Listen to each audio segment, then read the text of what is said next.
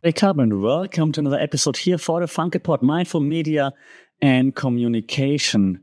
And today we are talking about a topic that's been, part of the narrative in the media, the mainstream media, or like in the entertainment media for a week, 2 weeks now or so.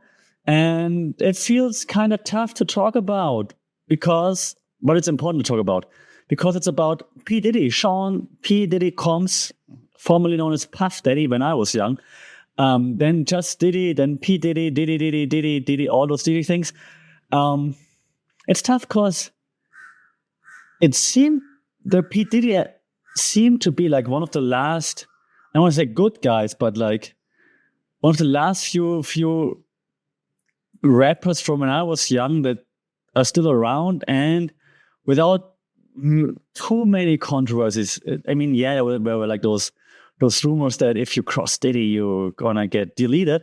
But I mean, nothing has been proven. But now all those allegations that are coming out, you're like, oh, Diddy. And so let's talk about it. Let's talk about how the media is, of course, jumping on that. And I'm not defending Diddy, by the way. If any of those allegations are true, which allegedly, I learned from Joe Rogan that you always have to say allegedly now. If any of those allegations are true, then F him, obviously, right? But I want to look into like how the media jumped on that, of course, and maybe also a little bit of like how Diddy or Diddy's team are handling the situation. But that's going to be a very short segment of the show because they're not handling anything. So let's jump into what's happening with Sean P. Diddy Combs with Bad Boy for Life. And every time I say the name Diddy, like all the songs that I love that are on my playlist are playing in my head, and it's just so sad that it's come to this. P. Diddy. Okay, let's jump into it. No more beating around the bush. Let's do it. We have to talk about it. We have to get through this together. Let's do it. So accusations are, I think, and I noted some down to like not miss them, but I think sexual misconduct, sexual trafficking are the main ones, I think. Then embezzlement or whatever that's called, again, allegedly. So there are lots of charges, I think, or accusations. English is not my first language, and I'm not a native speaker. So if there's something wrong there, don't sue me. Just blame me being not a native speaker. Okay, so the narrative surrounding Diddy right now, though, is pretty complex. So has become even more complex, like of legal dynamics, of social media dynamics, and like just general media dynamics, I think, like not just social media, right? So I'm going to try to dissect this through the lens of like media theories, as I usually do here on the podcast. So let's try, and you see I'm getting sad if you're watching this, let's try to uncover what lies beneath the surface. And yeah, that's a pun / reference to the apparent tunnel under his pool that led to the grotto. Oh my God. So let's jump into it. One of the theories I talk about all the freaking time when I do this podcast. I do it this time too, just to make sure that we all understand this theory, and we understand that this theory really applies to basically every media product text that you're consuming. Yeah, news, podcasts, whatever. Everybody's using the theory. If like intentionally, like I'm going to use the theory, or unintentionally, just doing it, because even if you don't know the name of the theory, you still know that doing it actually will help you to reach masses and make the masses think in a way that's beneficial to you. What do I mean? Cultivation theory, right? The cultivation theory basically talks about, as you know by now, how the media plays a role in shaping our reality. So cultivation theory suggests that prolonged exposure to media shapes our perception of reality. In the case of P. Diddy now, I mean, he's been in the spotlight for decades, right? He's been in the spotlight since I was a teenager. He's been there, right? P. Diddy, and together with Notorious B.I.G., rest in peace. Biggie, can't you see? Still playing is on my playlist like almost every day. I open this podcast, if you listen to the beginning and the end, I open and close it with a Notorious B.I.G. song. So you see how much I'm influenced by Notorious B.I.G., Bad Boy Records, P. Diddy, and all those things. So sad day. So in this case, cultivation theory. In this case, in the spotlight for decades, and the spotlight for decades, like being there everywhere, this has crafted this larger than life persona. Everybody knows Diddy, right? It's like, oh my God, he's the godfather of rap. He owns Bad Boy Records and so on. So everybody has this, wow, that's the godfather image of Diddy, except 50 Cent, of course. So then the question is, how does this image of like the godfather of rap, how does this image influence public reaction to those allegations against him, right?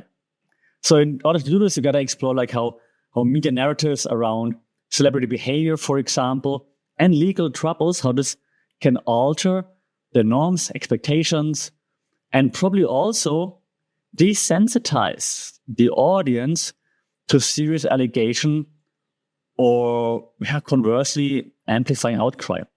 What I mean by that is you've seen Diddy for 20 years in the media, right? Or if you're younger, you've seen Diddy since you started to consume media. Diddy was always there, right? And so you have like this image of like, this is the guy, he's always there. And then if allegations come out against the person that's always been there, that you think like, that's the godfather, he's so famous and so on, you think immediately, nah, that can't be true. The person that brings the allegations about must be lying. They just do it for the money, for the fame or whatever. So immediately, because we know the persona that we've seen over years and years in the media, we think we know them. So we're like shifting into defensive mode if we like that persona. If you don't like that persona, we're like, yeah, F this persona, right? So either way, it influences the way we think about that person in the media. Okay, so that's part of the cultivation theory. And it also means that, when I talk about desensitizing, if allegations are brought about against like a famous person, usually what happens is that the audience will downplay the allegations. If the allegations of sexual trafficking, abuse, misconduct, whatever, would be brought against like your neighbor, you would be like, yeah, he should go to jail. If it's with like Diddy, Vince McMahon, and so on, you're like, they just had fun, or like they just overstepped the boundaries a little, or those people knew what they were doing, right? We're trying to explain it away. And that's also based on the cultivation theory, based on the persona that we've been seeing over years and decades in the media. All right, so that's a cultivation theory at play here. Now, you also know, if you follow my podcast, that my favorite theory to discuss, because it's barely been discussed in any other format I've seen, or I have yet to see, the spiral of silence. I talk about it a lot. So if you really follow the podcast, which I appreciate, thank you for liking, sharing, and subscribing. You might be like, oh, not again. But if you look at like other media outlets, no one's talking about it. Okay, I keep it short this time. But the spiral of silence basically highlights how fear of isolation can silence dissenting voices. In particular, like in this case, against powerful figures. So Diddy's influence in the entertainment industry is huge, of course, right? So this then poses a question, are voices being silenced? Because his influence is so big that you have to assume that there are lots of people who don't want to speak out against Diddy. Like, I mean, he brought up like Usher, Justin Bieber, right? Those are the names that are floating around in the media right now, and many others. So you would wonder, are people who know something or who think they know something or think they heard something not speaking out because they are scared of a Diddy or of like the people that surround Diddy, that they just drown out their voices? Okay. So this power dynamics of silence is way more, for lack of better terms, now powerful. And I was redundant now, but it's powerful, right? Because I don't have to tell you to shut up, for lack of better terms. You will be quiet all by yourself because there are so many voices supporting Diddy, for example, like, nah, he wouldn't do that, that you think like, okay, maybe I'm not going to say what I have to say or what I think I should say. Oh, okay, I guess, well, I'm not saying anything. Yeah, the spiral of silence. And then the spirals down, of course, right? And if you're quiet, others are quiet too. And then if no one speaks out, it's not going to go away now, but less people speaking out. It's like with all those famous cases, like the Bill Cosby case back then, like a few years ago, for example, as well, right? In the beginning, nobody would speak out because one person thinks, did this really happen to me? No one's going to believe me. They all love him. And then you don't speak out, right? Same thing might happen now. Who knows? Allegedly. But it could be at play. Okay, the spiral of silence theory. The go-to theory when it comes to media studies, analysis, and so on, as you probably know, because you're a fan of the podcast, thank you very much, use and gratification, right? Use and gratification, public engagement with celebrity scandals. We love it. The audience loves it. Like, why does the public always gravitate towards like celebrity scandals? Use and gratification suggests that we seek media that satisfies specific needs, from escapism, maybe even to personal identity, right? Escapism means like you want to escape your daily routine, things that happen in your daily life. It's boring. You want to break out. That's escapism. So then we gravitate towards celebrity stuff and celebrity drama in particular. And personal identity also. Yeah? You're not happy with where you're at right now. So you want to identify with the Kardashians. That shows my age. Diddy. That shows my age too. But you see what I'm saying, all right?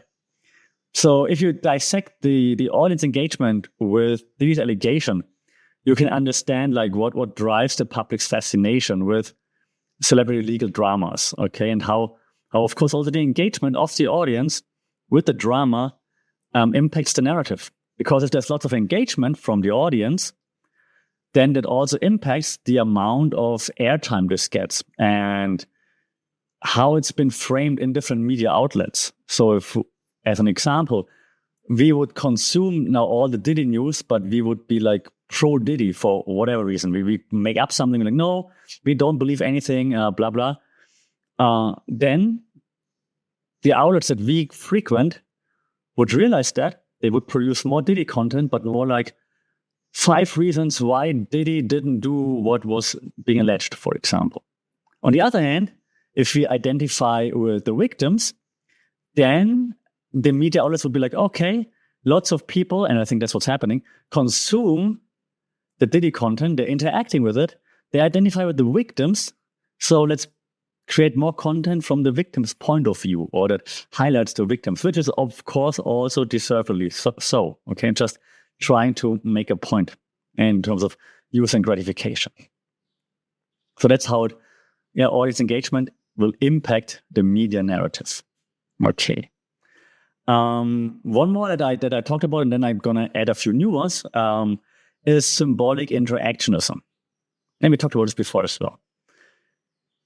When it comes to symbolic interactionism, it's about like constructing and contesting. I think, I can say constructing and contesting like public personas. Yeah, so if we put on the lens of symbolic interactionism, we can see how Diddy's public persona is both constructed by the media, like who he is, his record label, all those things, but also then contested by the public. And so if you use this theory, we can explore the interplay between media representation and public perception. Is it the same? Is it not the same? And it is self-presentation amidst all those legal troubles, those allegations, also plays a role here. Like if he just hangs out and like throws up the peace sign in an Instagram reel or something like this, or what surfaced last week, right? That also plays into how the public perceives him, of course. So those interactions, they will influence the public's understanding of Diddy's character, and hence also the credibility of the allegations. The public opinion is a very powerful tool. If you can influence it, you can utilize it. That's why I said in the beginning, we might look into how Diddy and his team are handling the situation. I said, they're not handling it, right? So I haven't seen anything. Like his communication style, there hasn't been anything he probably denied everything. I'm not sure if there's an official statement, but like when those allegations come out and then a few days later, you're with one of the guys that's also been mentioned in those allegations and you throw up the piece and you're like, yeah, you were partying. That's probably not the best look in the public's eye. Yeah, you're facing those allegations and you go out chilling, hanging out, having a good time. That might look you even worse in the public perception. Okay, so that's symbolic interactionism. Like, symbolic, the symbols that you use, that you do, like it symbolizes something, right? The way you act symbolizes something. And this symbolizing influences the way the audience sees you. So we not only believe what the media shows us of you, we believe more of like into like this symbolism of like how do you behave, what do you do, and the like. And the media comes along with it, right? If they see Diddy partying, they of course will cover this more and will send more people, journalists, reporters, whatever out there to cover and create more content of that, or in that manner. So that's symbolic interactionism. Now, as I said, I have I think 3 theories that I don't talk about as much, but I think they fit very well into this very example of P. Diddy. Okay. One of them is, and we had it one time only on this podcast so far, so I'm going to slow down a little bit, political economy of the media. Okay. So we're going to talk about influences on coverage and media discourse, basically. And this theory, political economy of the media, that tries to shed a light on the economic and power structures that influence media production. So in this case, you would try to delve into how the entertainment industry and the dynamics in the media industry affect the coverage of these legal issues. So you'd look into like corporate interests, for example, like are corporations, media corporations, interested in covering the Diddy case? Which corporations are interested? Which are not? Does Bad Boy, for example, Bad Boy Records, Diddy's record label, do they have any connections to other media outlets? Are there investors? Are there board of directors on Bad Boy and on CNN, for example? So I'm just making this up, right? Just to showcase what this political economy of the media means. So you would look into who's involved in which company. Do those companies have any interest in covering it? Do they have interest in hiding it? Do they have interest in like using different kinds of framing theories? You know that when they cover those allegations. So what's the background? That's also one thing you should always be asking when you consume media. Like, why do they present it the way they do? Are there political or economical motives behind why this media outlet is covering this story the way it is? Okay. So that's a very, very important thing to always ask yourself. You don't always talk about it, but it's something you should always keep in mind. Like, why do they do it right now? There must be they must have an agenda, and this agenda, the agenda setting, probably stems from political or economical interests. So always ask the question, who is involved? Why are they doing this right now? And as I said earlier, P. Diddy is such a big figure in the media industry. You can be sure he's not only involved in his Bad Boy record label. He's involved in many, many, many other ventures. And so it really seems to be important to look into, like, how does this involvement look like? Where there are crossovers, who's interested in showcasing which part of the story. Okay, now that's political economy of the media. Okay. 2 more that I wrote down that I wanted to talk about before I wrap things up. One that we didn't talk about yet on the podcast, but it's actually also very interesting and shows very well also in this case, I think. It's called intermediality. Okay, intermediality, one word, intermediality. So this theory illustrates simply how various media forms, how they intersect, right? Different media forms, they come together, they intersect to create like a nuanced narrative, like a detailed narrative that shows like depth, detail, different angles. So that could be from social media to traditional news, right? As you know, the medium is the message, right? Marshall McLuhan famously said the medium is the message, meaning that depending on the media channel that we are consuming the content on, we understand it differently. And then we also have transmedia storytelling, which tells us that different media outlets have different strengths, and you don't produce or publish the same content on every channel. You use the channel-specific strengths to produce content that plays to those strengths and then creates an overarching narrative. And that's transmedia storytelling. Maybe we should have an episode on that as well. So intermediality then basically tells us, okay, we're using transmedia storytelling, for example. The medium is a message. We're using this to then create like this nuanced story. We're using social media, for example, to be more detailed because you have lots of space and time. You don't have restrictions on social media when it comes to time, space, design, and whatnot. So you can go into lots of detail, while on TV, in the news, you only have like 1, 3, 5 minutes or whatever to talk about a certain situation, right? So then headlines all on TV, and then the details maybe, for example, on social media, and that's how you then weave like this very nuanced story. And then in social media, you would try to use different platforms to then also enhance the storytelling, of course. Okay, so that's intermediality. New theory, first time on this podcast. Remember it, pop quiz next week. Intermediality, all right? Okay, the last one I wanted to talk about is performance theory. And performance theory talks about the strategic management of the public image. What is it about that? You see my excitement. What does it mean? So performance theory basically offers a perspective on how Diddy and those around him, how they navigate their public persona. So that's what I said in the beginning. We're going to look at how Diddy and his team are handling the situation. And so how do they handle everything in response to those allegations? So each public statement, each legal maneuver, for example, each media appearance is performance aimed at shaping the public perception. Now, that video I mentioned earlier where he goes like, hey, not sure if it was well planned by his PR team. However, I do think in his mind, he wanted to showcase, I'm fine, I'm cool, nothing can touch me. That's why he did it. There was a smart move on the PR team or on Diddy's side of things.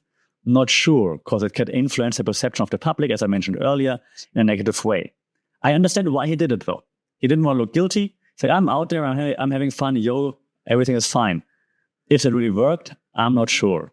Okay, so that's then where the performance theory comes into play. So you would analyze strategic performances, hence the name, by those parties involved, and how then those performances impact the media narrative. So far, what I'm aware of is denial of allegations by the Diddy team, which is the normal procedure. If there are allegations against someone, they always deny it via their lawyer/PR, and then that's it. And then the only thing else I saw from Diddy was him waiting outside the airport in Miami, I think it was, and then this 3 seconds on an Instagram reel or whatever it was.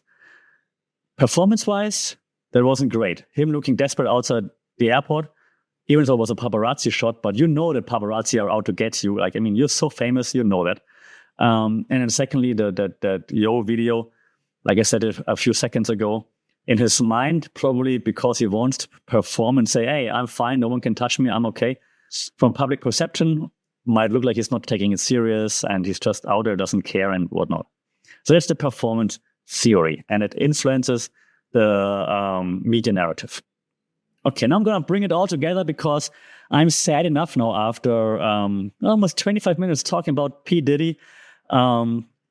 Without too many song references, I really try to keep it down because I know my audience is a little bit younger than myself. So if I start dropping all those 90s and 2000 references from P. Diddy songs, you're like, what is this? It's still all in my head, though. Also, if you wake up in the morning and you feel like P. Diddy, that kind of changed meaning right now, didn't it? Whew, poor Keshan. But hey, let's bring it back together. You've seen that now in this case, there are lots of media theories involved, like actively, maybe even passively. Maybe people don't think about it, even though I hope media outlets and creators working for media outlets do think about it, because I hope they have a media background. But you see how behavior influences media consumption, the media narrative, how we perceive like certain personas, and so on. So that's why it's so important to understand that. Yeah, at some point, you might be in a spot, hopefully not in a Diddy spot where you have to fight allegations, but where you're in the spotlight and where people want to know stuff about you. And then it's important to understand, how does the media work? Why do we see things we see right now in the media? Who's involved? Who benefits from it? Why are they framing it in a certain way? And that's why we break down those news, those current developments each and every week, twice a week actually, to make sure that you understand that you keep up the critical thinking or become more of critical thinkers when you consume the media. Don't just believe anything unless it's from me. And yeah, now I'm gonna finish things off here and gonna go cry because I do miss those P. Diddy songs. Can we still listen to it? That's the same question with Michael Jackson songs or R. Kelly. They had bangers.